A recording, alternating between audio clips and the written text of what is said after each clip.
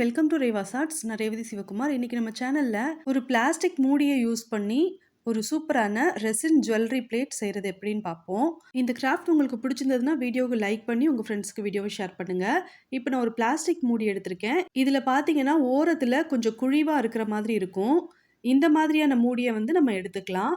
இதில் நீங்கள் ஆயிலோ அல்லது வேஸ்லின் மாதிரியான பெட்ரோலியம் ஜெல்லியோ எதுவுமே தடவணுன்ட்டு அவசியம் இல்லை. அப்படியே அந்த மூடி எடுத்து வச்சுருக்கேன். அதுக்கப்புறம் ஒரு பிளாஸ்டிக் டம்ளர் எடுத்திருக்கேன். கூடவே ரெசினும் ஹார்ட்னரும் எடுத்துக்கிறேன். ரெசின் நான் வாங்கியிருக்கிற பிராண்டில் 10 கிராம் ரெசின் எடுத்தோன்னா 6 கிராம் அளவுக்கு ஹார்ட்னர் சேர்க்கணும் அப்படின்னு மென்ஷன் பண்ணியிருந்தாங்க.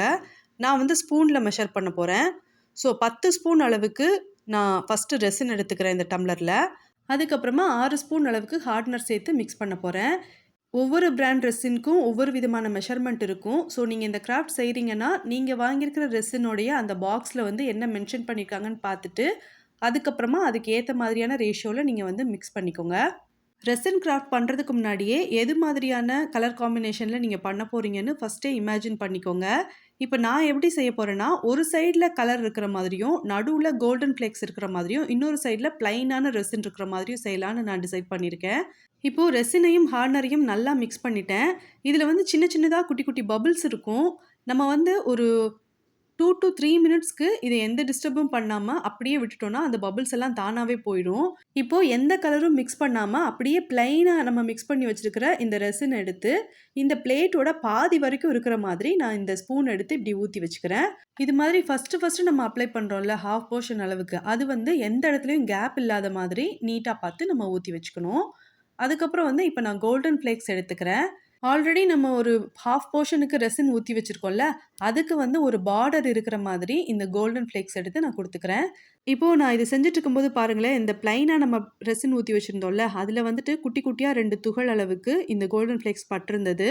அதை ஒரு டூத்பிக் யூஸ் பண்ணி நான் எடுத்துட்டேன். இது மாதிரி ரெசின் யூஸ் பண்ணி நீங்கள் கிராஃப்ட் பண்ணும்போது குட்டி குட்டி மிஸ்டேக் வந்ததுன்னா அதை இம்மிடியேட்டாக கரெக்ட் பண்ணிடுங்க. எதுக்காக சொல்கிறேன்னா, இது ட்ரை ஆனதுக்கப்புறம் நம்ம நினச்சா கூட அதை திருப்பி நம்ம அதை சரி பண்ண முடியாது. அதுக்கப்புறம் இந்த பிளைனான ரெசின் ஊற்றி வச்சுருக்கோம்ல, அதில் ஒரு golden colour sticker non stick பண்ண போகிறேன். இது டிரான்ஸ்பரண்ட்டான ஒரு ஹார்ட் ஷேப்பில் இருக்கக்கூடிய ஸ்டிக்கர். யூஆர் ஸ்வீட் ஹார்ட் அப்படின்னு எழுதியிருக்கும். இந்த ஸ்டிக்கரை நம்ம நம்மளுக்கு கரெக்டான பக்கம் இருக்கிற மாதிரி வைக்கக்கூடாது, அப்படியே திருப்பி உல்ட்டாவாக வச்சுக்கணும். இது மாதிரி செஞ்சால் தான் இந்த கிராஃப்டை நம்ம கம்ப்ளீட் பண்ணிவிட்டு நம்ம பார்க்கும்போது கரெக்டான லெட்டர்ஸ் நம்ம பார்க்குற மாதிரி இருக்கும். ஏதோ ஞாபகத்தில் மறந்து போய் நம்ம இந்த ஸ்டிக்கர்ஸை எடுத்து அப்படியே வச்சுட்டோம் அப்படின்னா இந்த கிராஃப்டை செஞ்சு முடிச்சதுக்கப்புறம் நம்ம பார்க்கும்போது நோட்டில் எழுதியிருக்கிற லெட்டர்ஸை மிரரில் பார்த்தோன்னா அந்த லெட்டர்ஸ் நம்மளுக்கு எப்படி தெரியுமோ அது மாதிரி தான் இந்த கிராஃப்டை முடிச்சதுக்கப்புறம் நம்மளோட கிராஃப்டில் இருக்கிற லெட்டர்ஸை நம்ம பார்க்குற மாதிரி இருக்கும். இப்போ நான் பேப்பர் கப் எடுத்திருக்கேன். இதில் தேவையான அளவுக்கு நம்ம ஏற்கனவே மிக்ஸ் பண்ணி வச்சுருந்த ரெசின்லேருந்து எடுத்துக்கிறேன். இதை எடுத்ததுக்கப்புறம் இதில் நான் பிங்க் கலர் அக்ரிலிக் பெயிண்ட் சேர்க்க போகிறேன். அக்ரிலிக் பெயிண்ட் சேர்க்கலாம், இல்லைனா மைக்கா பவுடர் உங்ககிட்ட இருந்ததுன்னா சேர்க்கலாம், இல்லைனா ரெசின் ஆர் பிக்மெண்ட்ஸ் இருந்ததுன்னா சேர்த்துக்கோங்க. ரெசினில் இந்த கலர் எவ்வளவு டார்க்காக வேணுமோ அல்லது லைட்டாக வேணுமோ அதை பார்த்துட்டு நம்ம அதுக்கு தகுந்த மாதிரி இந்த பெயிண்ட் சேர்த்து நல்லா மிக்ஸ் பண்ணிக்கணும். இப்படி மிக்ஸ் பண்ணும்போது ரொம்ப வேகமாக நம்ம மிக்ஸ் பண்ணக்கூடாது. அப்படி பண்ணோன்னா அதிகமான பபிள்ஸ் ஃபார்ம் ஆகிறதுக்கு சான்ஸ் இருக்குது. இப்போ இந்த அக்ரிலிக் பெயிண்ட்டை ரெசினோட நல்லா கலந்துட்டேன். இப்போ நம்ம ஏற்கனவே ஒரு மூடியில் பாதி வரைக்கும் பிளைனான ரெசின், அதுக்கப்புறம் பார்டர் மாதிரி கோல்டன் ஃப்ளேக்ஸ் சேர்த்துருந்தோம். மீதி இடம் கேப் இருந்ததில்ல, அதில் நான் இந்த பிங்க் கலரை ஊற்றிருக்கேன். இப்போது ஐஸ்கிரீம் ஸ்டிக் இல்லைனா ஏதாவது ஸ்பூன் யூஸ் பண்ணி ஜென்டிலாக இதை கரெக்டாக இருக்கிற மாதிரி நம்ம இதை சரி பண்ணி விட்டுக்கலாம். இதை செஞ்சதுக்கப்புறம் நம்ம கொஞ்ச நேரம் வெயிட் பண்ணணும். நான் 45 மினிட்ஸ் வெயிட் பண்ணேங்க. அதுக்கப்புறம் இன்னொரு லேயருக்கு பிளைனான ரெசினும் மறுபடியும் கலர் கலந்து ஒரு லேயரும் ஊற்றி வச்சுருக்கேன். இப்போ இதை டிஸ்டர்ப் பண்ணாமல் ஒரு நாள் வரைக்கும் கம்ப்ளீட்டாக இது ட்ரை ஆகிற வரைக்கும் நான் வச்சுருக்க போகிறேன். ஒரு நாளைக்கு அப்புறமா நான் உங்களுக்கு எடுத்து காட்டுறேன். இப்போ கம்ப்ளீட்டாக ட்ரை ஆகிடுச்சு. இதை எடுக்கிறது ரொம்ப ஈஸி. நம்ம எந்த விதமான நைஃபும் யூஸ் பண்ண தேவையில்லை. ஜஸ்ட்டு ஓரத்தில் நான் எடுக்கிறேன் பாருங்கள், அந்த மாதிரி எடுத்து விட்டுட்டு அதுக்கப்புறமா அப்படி கவுத்தி வச்சு நீங்கள் எடுத்தீங்க அப்படின்னா ஈஸியாகவே இது வந்துடும். ஃபஸ்ட்டு கொஞ்சமாக கேப் கிடைச்சா போதும். அப்படியே நீங்கள் மெதுவாக கையை விட்டுட்டு எடுக்க ஆரம்பிச்சிங்க அப்படின்னா ஈஸியாக நம்ம கையில் எடுத்துடலாம் இதை.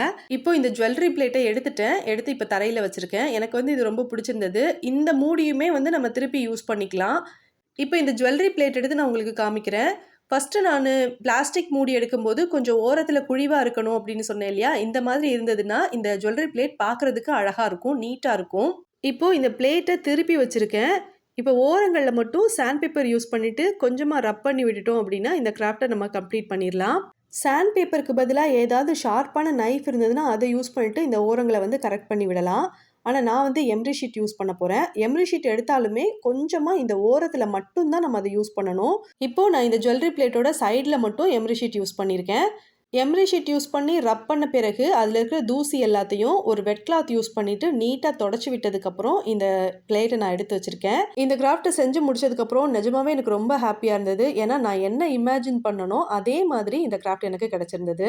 இந்த ஜுவல்லரி பிளேட்டை நம்மளோட ட்ரெஸ்ஸிங் டேபிளில் வச்சுட்டு நம்மளோட செயின், ரிங், இயர்ரிங் இதெல்லாம் எடுத்து வைக்கிறதுக்கு ரொம்பவே யூஸ்ஃபுல்லாக இருக்கும். இந்த கிராஃப்ட் உங்களுக்கு பிடிச்சிருக்கும்னு நினைக்கிறேன்.